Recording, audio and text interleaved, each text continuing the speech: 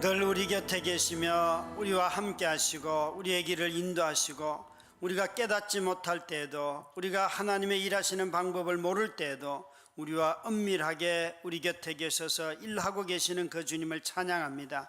이 저녁에 주님을 찬양하며 지난 수십 년 동안 이곳에서 함께 이 시간에 예배하고 기도하고 찬양하며 하나님의 말씀을 듣게 하신 것을 인하여 감사합니다. 아버지 하나님, 어떤 우리의 감정이든지 인격을 다 들여서 하나님을 찬양케 하여 싸우니 이 저녁에 주의 말씀이 들리게 하시고 주의 뜻을 깨닫는 시간이 되게 하여 주시옵시고 주께서 우리에게 주신 복을 한없이 헤아려보는 시간이 되게 하여 주시옵소서. 우리 주님, 2023년 새해 벽두에부터 곳곳에서 지진과 전쟁과 수많은 갈등의 소식을 듣지만 그 속에 여전히 주님이 함께 하시고 주께서 일하고 계심을 굳게 믿으며 오늘 이 저녁에 우리의 간구를 들어 응답하여 주시옵소서. 각 사람마다 각 사정마다 하나님의 놀라운 은혜가 임하게 하여 주시옵시고 주께서 힘을 더하여 주시옵소서. 고맙고 감사하며 예수님 이름으로 기도드렸습니다. 아멘. 할렐루야. 정말 찬양하면서 이런 생각이 들었습니다. 이 자리에서 17년 동안 매주 금요일마다 이런 예배를 드렸구나라고 생각을 하니까 이전에 어느 집회 같은 데 가면 수천 명이 모여서 막 함께 찬양하고 뛰고 막 그런 때와 똑같은 마음. 그때도 내가 하나님을 찬양했고 지금도 하나님을 찬양하고 있고 혼자 있든지 수천 명이 함께 있든지 찬양하는 이 모습을 다시 이래 생각하면서 저 여러분의 신앙이 내가 이런 하나님을 정말 내 삶 속에 늘 계셨던 하나님을 다시 한번 떠올리게 하였어요. 너무너무 감사하고요. 오늘 함께 금요 기도에 나눌 말씀은 마태복음 6장 1절 한 구절입니다. 6장 1절 한 구절 말씀을 함께 나누도록 그렇게 하겠습니다. 마태복음 6장 1절 말씀입니다. 함께 자막을 통하여 표신 성경을 통하여 하나님의 말씀을 읽습니다. 사람에게 보이려고 그들 앞에서 너희 의를 행하지 않도록 주의하라. 그리하지 아니하면 하늘에 계신 너희 아버지께 상을 받지 못하느니라. 사람에게 보이려고 그들 앞에서 너희 의를 행하지 않도록 주의하라. 그리하지 아니하면 하늘에 계신 너희 아버지께 상을 받지 못하느니라. 우리가 산상수훈을 이야기할 때 마태복음 5장, 6장, 7장이잖아요.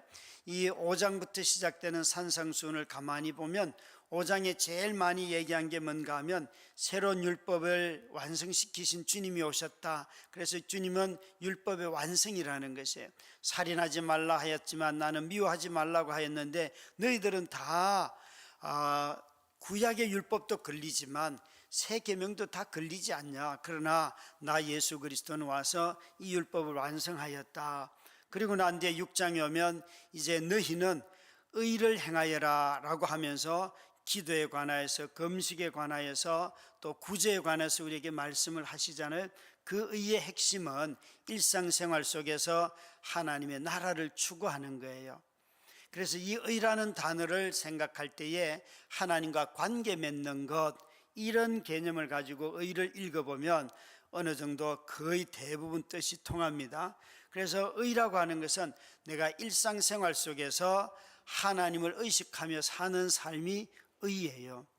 그렇게 우리에게 6장에 말하고 난 뒤에 이제 7장에 가면 이제 그 삶을 실천하라는 것이죠. 말씀을 행하는 자가 되라. 그래서 이 산상수훈은 율법을 완성시켰고 그 완성시킨 분과 일상의 삶을 살아가면서 관계를 맺고 그 일을 매일매일 생활 가운데서 순종하는 것, 이것이 산상수훈을 요약한다면 이렇게 요약할 수가 있습니다. 그래서 6장에 시작할 때 의라는 단어가 나왔어요. 우리 모든 인간은 다 의를 추구합니다. 그것이 믿든지 안 믿든지 간에, 이 말은 사람은 누구든지 간에 사람과 관계를 맺든지 하나님과 관계를 맺든지 다 관계를 맺는 삶을 사는데 6장 1절에 보시면 이렇게 시작을 하지요. 이 의라고 하는 것은 사람에게 보이려고 그들 앞에서 너희 의를 행하지 않도록 주의하라 라고 말씀하셨으니까, 의를 행하는 것은 모든 인간이 해야 할 일들인데, 그러나 너희가 의를 행할 때에 사람을 의식하지 말고 사람 때문에 하지 말고 하나님 때문에 하여라 라고 말씀하고 계신다는 거예요. 그래서 이것은 하나님의 대척되는 지점에 누가 있는가 하면 자기 자신이 있고 사람들이 있다는 거예요. 참 우리는 신앙생활을 해가면서 점점 하나님을 의식하고 하는 삶이 자라갈 때, 저 사람이 성숙하는구나 이렇게 말을 하게 되죠. 그죠? 신앙생활 해갈수록 점점 자기에게 예민해지면 그것은 신앙생활의 방향이 빗나간 거지요. 그래서 여기에 우리가 하나님과 관계를 맺는 데 있어서 가장 방해되는 것은 다른 그 어떤 것도 아니라 사실은 사람을 의식하는 마음이에요. 이걸 다르게 외식한다라고도 할 수 있지만 그건 조금 더 좁은 의미고요. 대체적으로 이 사람을 의식한다 하는 것은 하나님과의 관계보다도 이것이 먼저 되는 것이에요. 제가 오늘 제목을 은밀함으로 얻는 복이라고 하였는데, 하나님과 관계 맺는 모든 것을 가만히 보면 드러나기보다는 사실은 다 감추어져 있습니다. 어떻게 사람을 구제하는데 사람을 더 신경 쓰고 그 사람에게 주목하기 쉬울 것 같은데, 오늘 본문은 사람에게 구제할 때에도 하나님을 의식하면서 하나님의 방법으로 그렇게 하라는 거예요. 여러분, 이게 여러분 지금 내가 사람에게 어떤 일들을 하고 있는데 그 일을 하나님을 생각하고 하나님께 드리는 마음으로 하라고 말씀하고 계시는데, 이게 여러분 통합이 되시는지요? 우리 대부분 사람들에게 보일 때에 그래도 더 잘하지 않습니까? 그래서 일부러 여기에 제가 복이라는 단어를 넣었어요. 은밀함으로 얻는 복이라고 하여서 사람에게 보이지 않고 하늘에 계신 아버지께 보임으로 말미암아 아버지가 주는 상이 있다. 그래서 은밀함으로 얻는 복이라고 제목을 잡았습니다. 가장 먼저는 이 복의 첫 번째, 제가 볼 때 사람에게 보이려고 그들 앞에서 의를 행하지 아니하기 때문에 이 하나님이 주시는 상 중에 가장 먼저는 사람으로부터 자유로워진다는 거예요. 내가 누군가를 돕고 섬기고 교제하지만 그게 매이지는 않아요. 그 사람이 있어도 되고 없어도 되고 하지만 주님이 사랑하라고 했으니까 그 사람하고 사랑하는 것이지, 그 사람을 사랑 못하면 내가 사랑받을 데가 없어서 절대 아니에요. 그 사람 없어도 사랑할 사람 너무 많지요. 여기에 사람에게 보이려고 그들 앞에서라고 하였는데, 사람에게 보이려고 그들 앞에서 행하지 말라고 하는데, 저와 여러분은 오늘도 사람을 도대체 수십 명을 만났어요. 그래도 사람을 의식하기 때문에 안전하게 규칙도 지키고 그런 일들이 많잖아요. 저는 교통사고 안 나는 가장 큰 이유는 사람들이 이 교통사고를 내고 나면 자기가 입을 경제적인 손해 때문에 교통사고를 안 내지, 앞에 있는 그 사람들을 사랑해서 교통사고를 안 낸다. 글쎄요 여러분, 제가 보기에는 사람들은 벌금 무는 것이 더 싫어서 규범을 더 잘 지키는 것 같습니다. 오늘 오후에 잠깐 교회를 해서 목욕탕에 가서 이렇게 들어가는데 그 뉴스를 보는데, 그 뉴스를 보던 목욕탕에 같이 들어온 할아버지가 막 욕을 하면서 막 화를 내는데, 가만히 보니까 인천에서 어떤 사람이 자동차가 신호등에 걸렸는데 자동차 문을 열고 자기 차의 쓰레기를 밖으로 버리는 게 영상에 찍혔어요. 그런데 운전석에 있는 문만 열린 게 아니고 운전석 반대편에 있는 앞좌석에 있는 오른쪽의 문이 또 열리면서 이제는 그 차 위로 휴지가 이렇게 날아오는 게 보여요. 그래서 그게 이제 찍힌 거예요, 누군가의 카메라에. 근데 그걸 본 할아버지가 막 욕을 하면서 막 저런 것들은 벌금을 100만 원을 때려야 돼 막 이러더라고요. 그래서 와, 할아버지 진짜 벌금 100만 원 벌금 주면 좋겠어요. 그럼 저 사람들 저런 행동 안 할 거예요.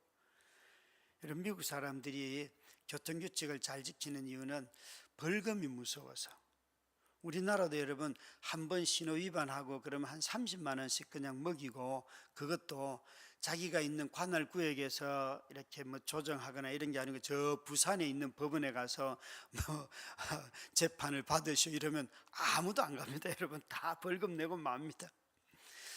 우리는 정말 사람들 때문에, 또 때로는 자기가 손해나는 것 때문에 이런 거 많이 행동으로 할 수 있잖아요. 그런데 이런 모든 행동들은 다 자기 자신에게 동기가 있어요. 그런데 놀랍게도 주님은 여기에 이런 의로운 행동들을 할 때에 너희가 하늘에 계신 너희 아버지의 상을 바라보면서 하여라 라고 상벌의 개념을 가지고 말씀하고 계세요. 우리 모두는 다 자기에게 집중된 시대에 살아가고 있어요. 내가 무엇을 할까? 내 자신은 누구일까? 내 성격은 어떨까? 또 내가 무슨 일을 하면 좀 편안하게 살 수 있을까? 어떤 것이 이익이 될까? 한순간도 이런 의식을 하지 않고 사는 경우가 없잖아요. 그죠? 우리가 신앙생활을 해가면서 야, 하나님이 나한테 무슨 상을 주실까? 이런 생각을 많이 하세요. 아니, 내가 지금 이렇게 참으면서 배우자를 섬기고 사랑하고 자녀들을 양육하고 그럴 때 하나님이 나한테 무슨 상을 주실까? 내가 인생을 어쩌다가 이런 인간을 만나가지고 이렇게 직사게 고생하면서 사냐? 여러분 어느 쪽이세요? 하나님이 정말 우리에게 어떤 상을 주실까? 이런 기대감이 오늘 신앙생활을 해가면서도 많은 사람들이 없어요. 하나님 자신에게 집중하지 않고 자꾸 자기에게 집중하기 때문에 그런 일들이 벌어지잖아요. 물론 우리가 어떤 일을 할 때에 하나님 내가 요만큼 드리니까 나 이만큼 주세요, 이런 거래를 하는 것은 아니잖아요. 하나님이 너무 사랑하고 또 하나님 주시는 은혜가 있으니까 그렇게 하잖아요.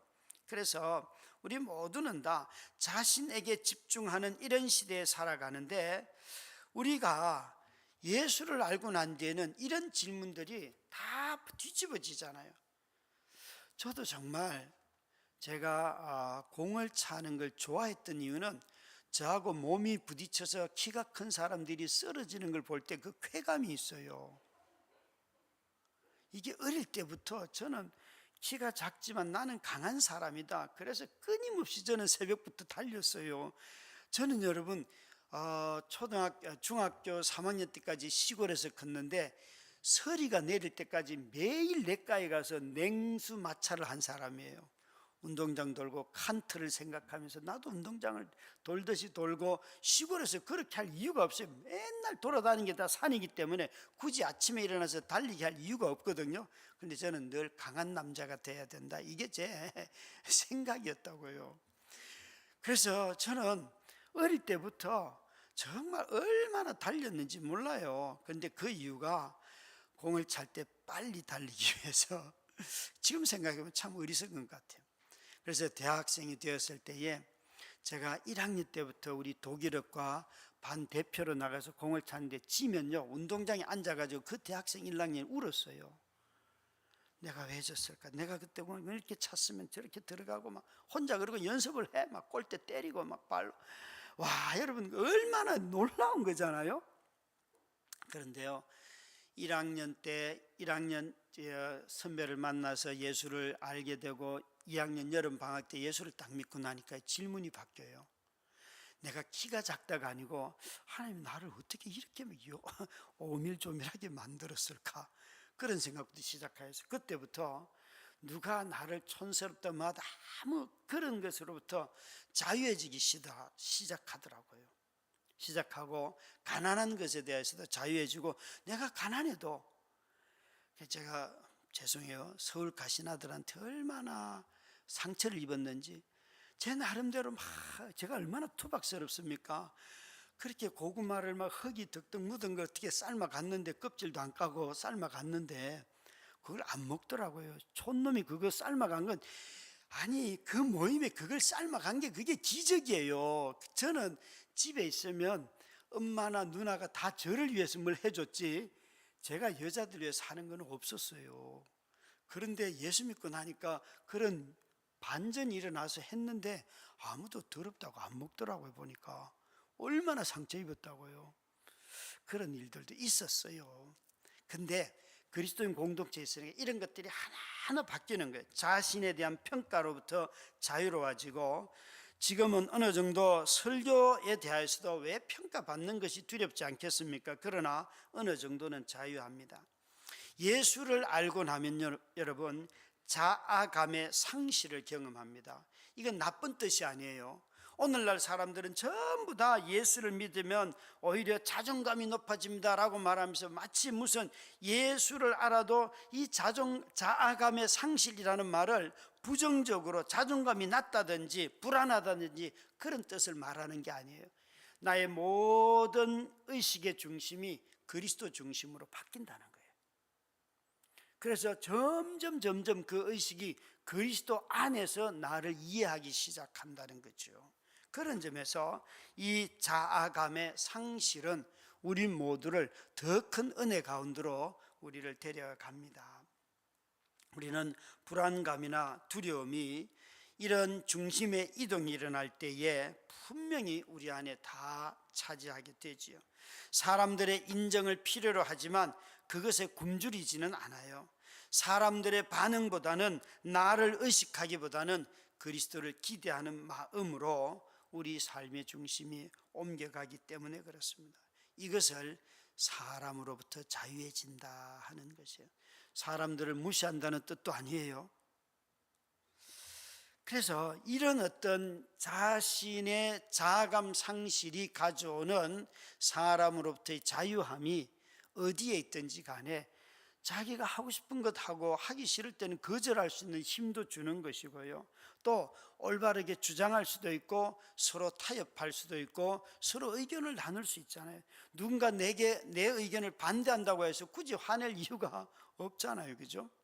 그냥 내 의견을 그 사람이 안 받아들였을 뿐이지, 내 의견을 안 받아들인다고 모든 관계를 다 끊는다든지 그것은 그 사람이 나를 떠나지 않는 이상 일어나는 일들이 아니잖아요. 여러분, 이 하나님의 상을 기억하기 시작할 때 사람을 의식하는 것에서 하나님을 의식하는 것으로 옮겨감으로 말미암아 우리 모두는 다 자유해지는 거예요. 이 시대는 너무 지나치게 사람들에 굶주려 있어요. 그러나 주님께로 옮겨가기 시작하면 삶이 훨씬 안정이 됩니다.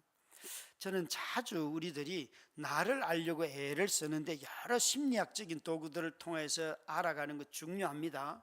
그런데 하나님은 그런 방법들도 쓰지만 동시에 써야 할 것은 하나님의 말씀에 순종해 보면 단번에 내가 누구인지 내 성격이 어떤지 다 알게 됩니다. 여러분, 각자 그 방법이 얼마나 독특한지. 그래서 순종하는 사람들이 자기 자신을 누구인지를 제일 많이 깨닫게 되는 거예요.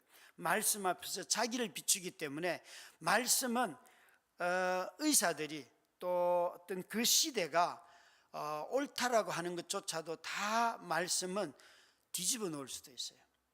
그래서 말씀에 의해서 자기 자신을 이해하기 시작하면 정말 그 안정감이나 그 자존감이 얼마나 견고하게 세워지는지 단번에 깨달을 수 있습니다.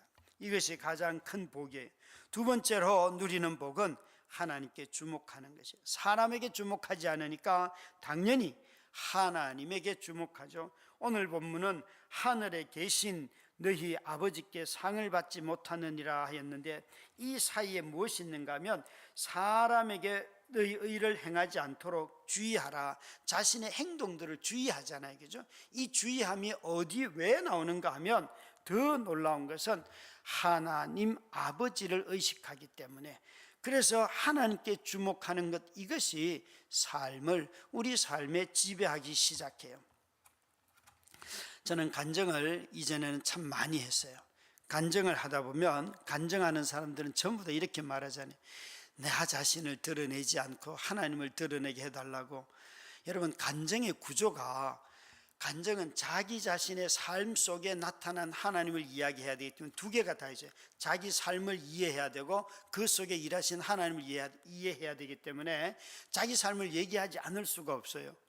그래서 제가 보기에는 간증은 첫 번째 할 때가 제일 순수하고, 간증을 하면 해갈수록 뭔가 이게 강조점이 달라지고 해석이 달라지고 더해지는 것이 정말 많아져요. 그래서 아하, 이건 안 된다, 이건 절대적인 진리가 아니다, 이건. 그리고 또 간증을 제가 18년 전에 일어난 일을 가지고 지금도 하려고 하면 얼마나 지겹습니까? 여러분, 제가 만약에 우리 성도들에게 18년 전에 일어났던 일들을 계속 얘기하면 여러분 다 우리 교회 떠나갈 거예요. 그렇게 하면 안 되는 거잖아요, 그죠? 하나님이 18년 동안 하신 일들이 얼마나 많습니까? 지금은 교회도 분명히 우리 안에 새로운 일들을 하고 계시잖아요. 그 일에 맞게 우리가 변화되고 그 하나님이 뭘 원하시는지 알아가고, 그러니까 우리가 자꾸 교회 일을 할 때에 내가 이전 교회에서 못했던 걸 하려고 하면 여러분 다 실수합니다. 만약 제 자신이 얼마나 많은 집회를 다니고, 예를 들어서 큰 대형 집회 가서 이런 막 사운드가 되는 데 가서 찬양하다가 나 우리 교회에서도 그렇게 찬양할 거야, 그러면요 성도들 다 시험 듭니다, 여러분. 그렇게 하면 안 돼요.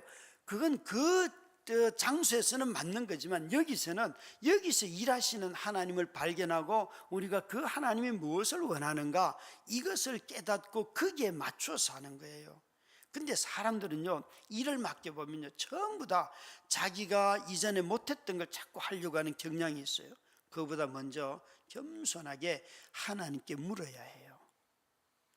여러분, 자녀를 가르칠 때도 내가 못했던 걸 가르치는 것이 아니고 하나님이 원하시는 것을 가르치시기 바라요.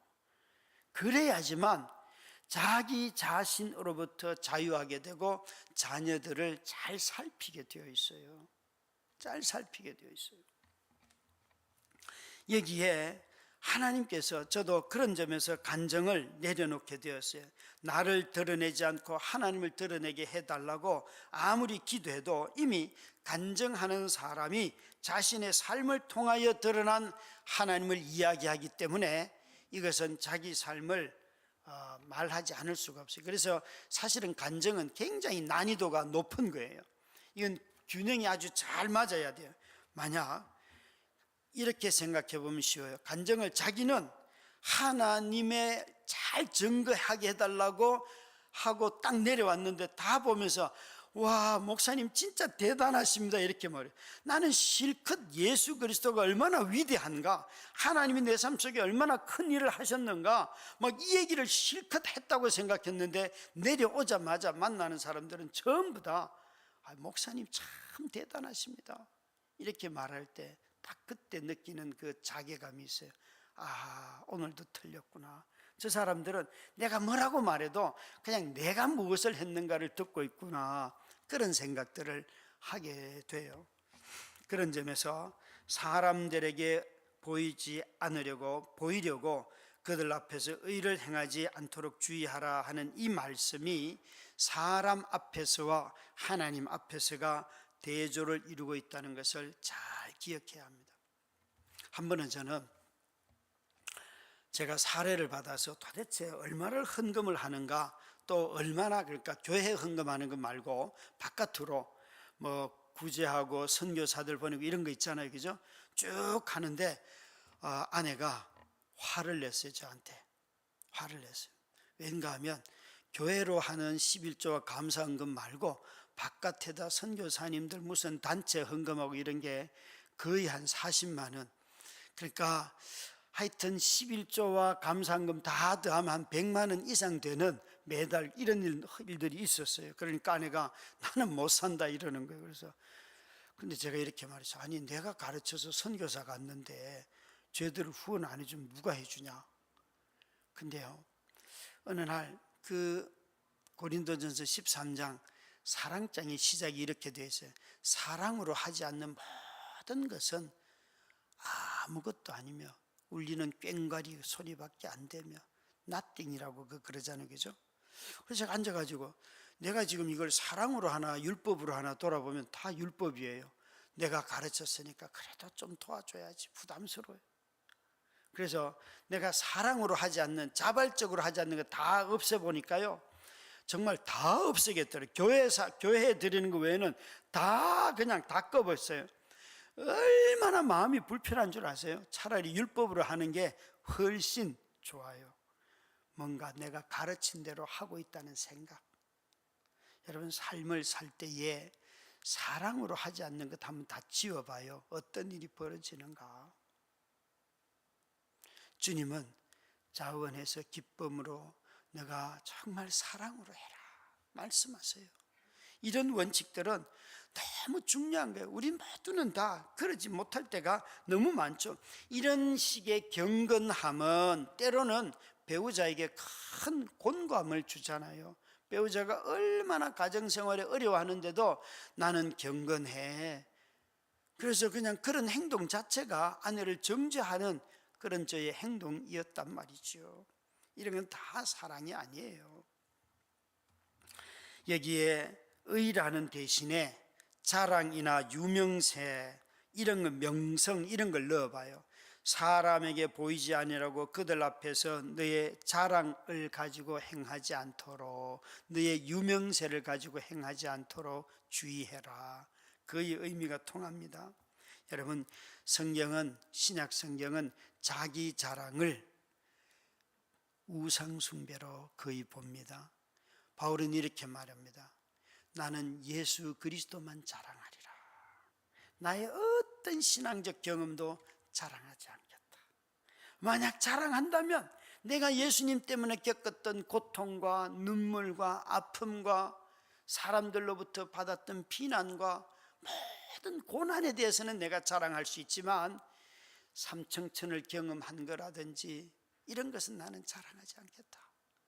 나의 정과 욕심은 십자가에 못 박고 나는 오직 십자가만 자랑하겠다. 바울은 그렇게 말하였어요. 죄의 핵심은 자기 자랑이에요. 죄의 핵심은 자기 자랑이에요.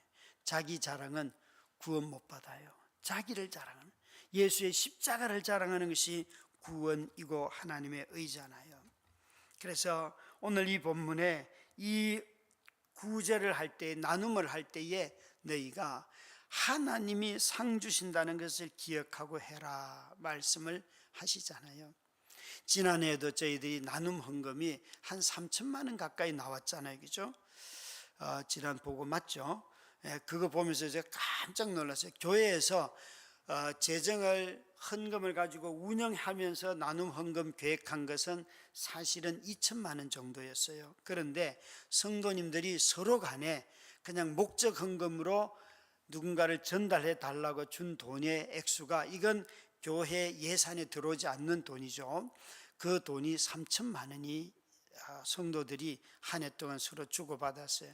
두 개를 더하면 5천만 원이니까 우리 1년 한 예산 예결산 해보면 한 5억 정도 되니까요, 11조가 딱 나온 거예요. 자, 그걸 보면서 너무 기뻤어요. 성도가 성도를 돌아보는 것은 하나님이 너무 기뻐하는 일인데 이것이 누가 줬는지도 몰라요. 누가 줬는지도 몰라요. 그러니까 참 감사한 일이에요. 너무너무 감사한 일이에요. 우리가 이런 일들을 힘써야 합니다. 우리 자신을 드러내지 않고 하나님 앞에 우리를 드리는 것, 이것은 온전한 사랑이에요. 오직 그리스도밖에는 드러나지 않아요. 저는 이전에는 저도 어떤 일들을 할 때에 그냥 내 이름으로 하고 그런 적이 있는데, 이제는 외부 헌금을 할 때도 교회를 통하여서 하는 것이 하나님이 더 기뻐하는 일이었구나 하는 것을 깨닫게 되었어요. 그래서 교회를 통해서 저는 하려고 애를 씁니다. 이 은밀함의 복은 하나님께서 우리에게 하나님을 자꾸 일상 속에서 의식하도록 만드는 것이 복이에요. 여러분, 하나님이 생각난다는 게 얼마나 큰 복입니까? 그런데 이 은밀함이 주는 가장 큰 복은 신약 성경에서 뭔가 하면 십자가예요. 십자가예요. 십자가는 하나님의 은밀함의 하이라이트예요. 누구도 십자가가 우리의 구원의 방법이라는 것을 알지 못했어요. 알지 못했어요. 그래서 복음서를 읽다 보면 분명히 예수님이 내가 죽는다고 말도 하고 살아난다고 말해도 누구도 그것을 깨닫지를 못해요. 그죠? 깨닫지를 못해요. 제자들이 이해를 못했어요. 그것이 놀라운 일이죠. 사실 하나님은 우리의 구원을 위하여서 얼마나 은밀하게 일하고 계시는지, 그래서 우리 모두는 다 복음이 증거되고 성령이 전달된 그 복음의 역사하셔서 우리 마음에 감동시키기 전까지는 이 십자가의 방법으로 우리를 구원했다는 사실을 우리는 인정하지 않았어요. 그런데 시간이 지나고 난 뒤에 보니까 하나님께서 구약 성경에 언약을 약속했던 그 언약이, 약속된 언약이 예수 그리스도라고 하는 십자가의 죽으심과 부활하신 그분을 통하여서 자기 아들을 통하여 이 두 가지를 성취함으로 말미암아 우리의 구원을 완성하셨다는 거예요. 저와 여러분이 믿기도 전에 우리의 구원은 이미 완성되어 있었어요. 단지 우리가 그 완성된 구원을 증거된 복음을 통하여서 깨닫게 된 거예요. 그래서 우리는 복음을 발견한 거지요. 복음을 발견한 거예요. 이 하나님의 은밀하게 일하심을 이 사도 요한은 요한복음에 이렇게 말합니다. 그가 세상에 계셨으며 세상은 그로 말미암아 지은 바 되었으되 세상이 그를 알지 못하였고, 요한복음 1장 10절 말씀인데, 세상에 계셨음에도 불구하고 세상이 그로 말미암아 지음을 받았음에도 불구하고, 그가 창조주임에도 불구하고 세상이 그를 알지 못하였고, 심지어 자기 땅에 오매 자기 백성이 환영하지도 환대하지도 영접하지도 아니하였다. 여러분, 이 세상은 하나님께서 이 망가진 세상을 구원하기 위해서 자신이 처음 만들었던 창조의 모습대로 온 만유를 회복하기 위해서 하나님께서 그 아들을 보내신 것을 누구도 알지 못하였습니다. 누구도 알지 못하였습니다. 그렇지만 하나님은 그 방법으로 우리를 구원하셨고 세상을 회복시키셨어요. 그리스도인이 되고 난 뒤에 우리 자신을 드러내는 것보다 하나님이 이루신 구원조차도 은밀하게 이루어졌으니까 우리가 누군가를 섬기고 돕고 이런 것도 가능한 한 다 숨기려고 하지요. 그렇죠? 저는 뭣도 모르고 어느 날 우리 파송한 우리 신웅섭 선교사님이 저의 영적인 스승인 건 다 아실 거고요. 이분이 미국에 가서 공부를 하셨는데 이분이 그 자기의 성적 이야기를 하신 적이 없어요. 근데 나중에 알고 보니까 이런 거예요. 자신이 용인에서 고등학교 시절까지 보냈는데 그 지역에 거의 깡패처럼 살았다는 거예요. 근데 고등학교 3학년이 되면서 나도 대학을 가야겠다라고 마음을 먹고는 나는 이 조직을 탈퇴하려고 한다 그랬더니만 그렇게 얻어맞았다는 거예요. 정말 그걸 다 맞으면서 참고 1년을 공부해서 서강대학교 영문과를 갔다는 거예요. 그래서 뭐 이런 분이 있냐. 근데 4년 동안 뭘 했는지 아무도 몰라요. 나중에 알고 보니까 그 4년 동안에 서강대학교 영문학과의 학점이 전부 다 A 플러스예요. 한 번도 자랑한 적이 없어요. 자랑한 적이 없어요. 그리고 미국의 보스턴에 가가지고 공부를 했는데 공부를 너무 잘했어요. 그 학교의 교수들이 네가 교수 요원이 되면 좋겠다 그랬더니만 이분이 나는 오래전에 몽골의 선교사가 되기로 하나님 앞에 서원했습니다 라고 저는 선교하러 갈 겁니다 라고 몽골로 갔는데, 그곳에 가서 잠깐 현지에 적응해 보려고 갔는데 사모님인 이미순 선교사님이 추위와 더위에 너무 약한 거예요. 그래서 살 수가 없어서 그 일을 이루지는 못하고 다시 한국으로 돌아왔어요. 그리고는 이제 선교 일을 하다가 선교사가 되셨죠. 왜 제가 이분을 말씀드리는가 하면, 이분은요 제가 만났던 분 중에 정말 자기를 드러내지 않는 가장 제가 만났던 분 중에 겸손한 분, 가장 겸손한 분 중에 한 분이세요. 저는 그런 영적인 스승을 두었기 때문에 늘 볼 때마다 불안했어요. 아니 저분은 모든 걸 다 알고 모든 실력도 좋고 그런데 늘 모른 척하고 대충 하는 척하고 나중에 보면 다 준비되어 있고, 여러분 이런 사람 만나면 되게 두렵습니다. 그래서 늘 기죽어 있습니다. 근데 언제 그걸 극복했는가 하면 어느 날 제가 그 단체에서 큰 행사를 치르는데 제가 대형 사고를 쳤어요. 한 2,000명의 리더들이 모이는 수련회를 했는데 그걸 하면서 사람들이 도와주는 사람이 없어서 제가 어떻게 막 1학년들을 40명 모집을 해가지고 그 수련을 잘 마쳤어요. 그리고는 평가하는 이제 간사님들과 전국 대표들이 모여서 지역 대표들이 모여서 평가하는데 14명의 사람들이 돌아앉아가지고 지난 8월 달에 했던 전국 리더 수련회는 이것도 잘못했고 저것도 잘못했고 막 그래서 책임자인 저를 14명의 사람이 둘러 앉아가지고 한마디씩 다 평가하면서 저를 비난하기 시작했어요. 그런데 이야기를 다 듣죠. 저도 뭐 다 들어야지 어떡합니까? 제가 그때 전국 캠퍼스 책임자였어요. 그리고 저의 상급 리더가 우리 신흥섭 선교사님이신데 다 들으시더니만 이분이 이러는 거예요. 너희들이 병년이를 욕하려고 한다면 감독을 잘못한 나를 욕해라.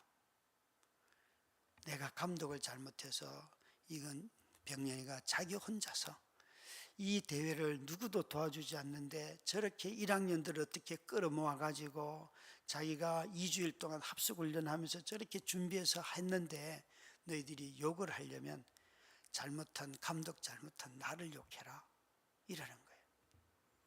제가 그때 처음으로 보호라는 걸 받아봤어요. 아, 이게 사람을 보호하는 거구나. 그러면서 이제 정회를 하고 둘이 사랑에게 저 양수리 안성 수양관이 있어요. 그곳에서 회의를 하다가 그 베란다에 나가서 둘이 껴안고, 그분이 키가 178, 180 정도 되거든요. 둘이 껴안고요, 베란다에서 얼마나 대성통곡을 했는지 몰라요.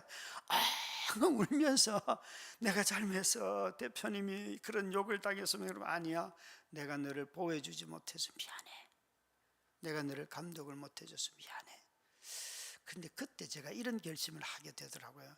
야, 이런 남자라면 내가 이 남자를 위해 죽을 수도 있겠다. 죽을 수도 있겠다. 여러분, 정말 저는요, 어린 시절에 자라왔던 모든 과정에서 혼자 사는 법을 터득했다 그럴까요? 그랬는데 조직 안에서 보호받는 것을 경험하면서부터 누군가가 나를 보고 있고 나를 돕는 분이 계시는구나. 그래서 그때 이분이 어떤 일을 맡길 때 실력도 좋고 이분은 조직을 통솔하는 능력도 탁월한데 이분에 대한 두려움이 다 사라지고 나니까요, 또 저는 저 나름대로 일할 수 있는 어떤 은사들이 막 개발이 되더라고요. 두려움이 다 걷어지고 나니까 은밀함이, 여러분, 정말 은밀한 그 속성을 나를 가만히 지켜보고 계시고 나를 도우시는구나 하는 것을 신뢰하고 나니까요, 그 다음부터는요, 담대함이 생기고 자유함이 생기고 내가 그냥 그분과 함께 동력하는 것이 너무 즐거운 거예요. 내가 잘못해도 되고 잘해도 되고 최선을 다할 뿐이라는 것을 깨닫고 나니까 그때 제가 정리한 게 이런 말들. 하나님은 A 플러스도 쓰시고 나처럼 비실비실해도 쓰신다. 뭐 성적 가지고 뭐 A 플러스만 쓰는 데가 있지만 하나님은 또 어떤 데는 B도 쓰고 C도 쓰고 심지어 F도 다 쓰신다. 하나님의 나라는 F들이 얼마나 사역 잘합니까, 여러분? 그런 사람들도 쓰신다. 단 조건은 하나, 자유해야 한다. 하나님 안에서 자유해야 한다. 여러분, 정말 이 은밀함이 그런 깊은 신뢰감을 경험하고 나니까요, 참으로 한 사람으로부터 보호받고 사랑받아도 그런 담력이 생기고 삶에 자신이 뭘 하든 맡아주셨든지 간에 성실하게 감당하려고 애를 쓰는 그런 노력들을 하게 되는데, 하물며 온 세상을 지은 창조주께서 나를 지켜보시는데 심판하려고 하는 것이 아니라 나를 도우시고 또 내가 하는 일들을 보면서 내게 상급을 주시려고 하시는데, 여러분, 우리 마음이 어떻게 달라지겠습니까? 그래서 여기에 제가 은밀함으로 얻는 복이라고 하는 것이 바로 이것이에요. 제가 받은 이 은밀함의 복, 이것은 바로 정말 점점 살아갈수록 내 자신이 사람들의 평가로부터 자유로워지고, 그 평가를 받고 인정하고 개선을 하고 그런 건 하지만 그것에 목매이지 않고 하나님을 자꾸 의식하게 되고, 하나님이 나한테 무슨 상을 주실까, 그것을 생각하면서 살아가는 은혜를 주시더라는 거예요. 여러분, 오늘 이 밤에 오시고 또 이 영상을 보고 있는 우리 성도님들, 정말 자기를 드러내라고 이렇게 부추기는 세상 가운데서 여러분, 하나님 의식하면서 매일매일 살아감으로 말미암아 하나님이 주시는 상급을 2023년도에 마음껏 누리는 우리 모두가 되시기를 주의 이름으로 축원합니다. 우리 함께 찬양하십시다. 신실하게 진실하게 살게 하소서.